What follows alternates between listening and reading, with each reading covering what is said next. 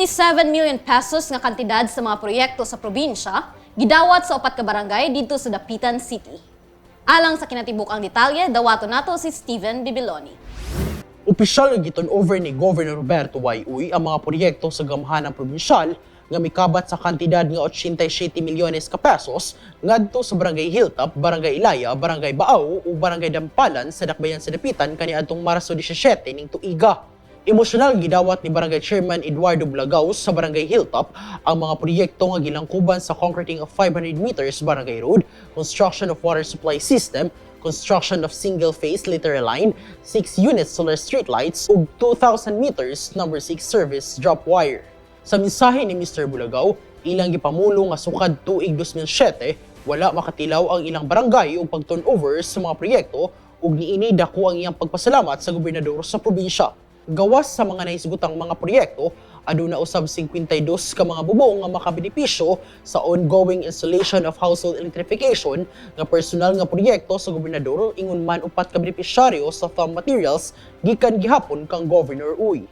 Samtang didto sa Barangay Ilaya, opisyal nga gidawat ni Barangay Chairman Predimar Quezo ang mga proyekto nga mibalor og 46,213,428.50 pesos, diin kini naglangkob sa concreting of 500 meters Barangay Road, construction and improvement of water supply system, concreting of Barangay Road leading to Ilaya Bridge, concreting of 300 meters Barangay Road, concreting of 200 meters Barangay Road at Barangay Ilaya proper, 2,000 meters number 4 and 12 meters number 6 service drop wire for electrification extension line o 9 units solar streetlights, ongoing concreting of Ilaya Bao Barangay Road ug ongoing concreting of 200 meters processional road along Barangay Ilaya. Dugang paniini aduna usab nga mga proyekto ang gobernador sa nasangpit ka mga barangay nga mao ang household electrification nga dunay 82 ka mga benepisyaryo, construction of San Isidro Labrador Chapel, roofing for Seventh-day Adventist Church ug thumb materials nga dunay 3 ka benepisyaryo.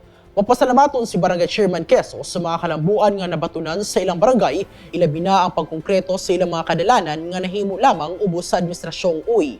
Sa laing bahin, gidawat sa Barangay Baaw ang mga proyekto nga naglangkob sa construction of water supply system, construction of perimeter fence at Baaw Elementary School ug 3,500 meters service drop wire for electrification extension line.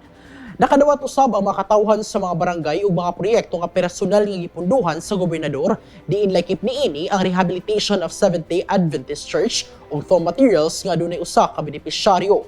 Samtang mibalor og 32,672,800.35 pesos nga kantidad sa mga proyekto sa probinsya nga opisyal nga naangkon sa Barangay Dampalan nga naglangkob sa concreting of 3,716.30 meters provincial road, construction of mini covered court at Dampalan Elementary School, additional 1 meter wide concreting flooring of mini covered court, construction of generator pod and powerhouse, 10 units solar streetlights, 580 meters number 6 service drop wire for electrification extension line ug ongoing concreting of Barangay Road from Purok 1 to Purok 5, ongoing concreting of Barangay Road from National Highway to Dampalan Road section ug extension of pipelines.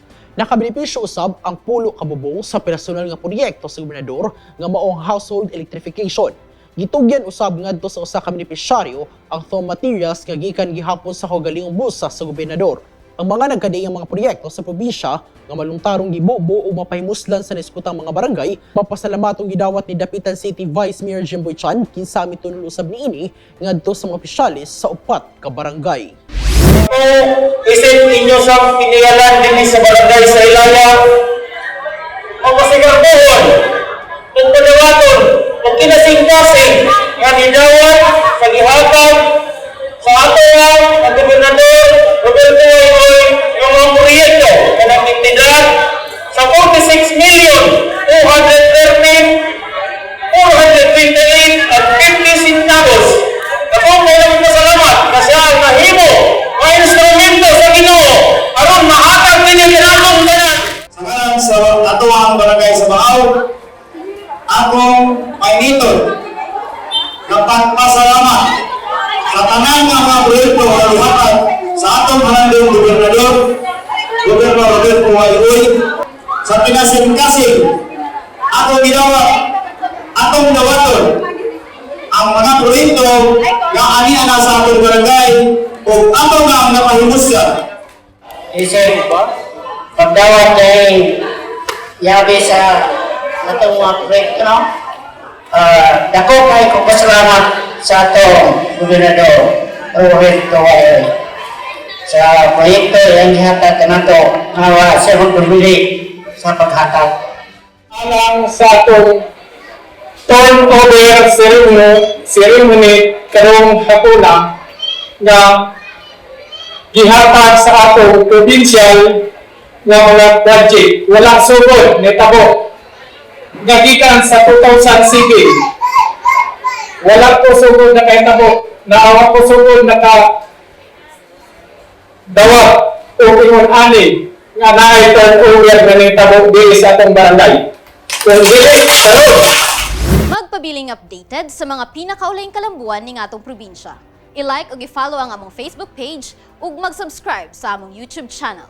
Kini si Regine Cabilin alang sa Zamboanga del Norte Provincial News Network. Ang dapig sa kamatuoran, duyok sa kalambuan.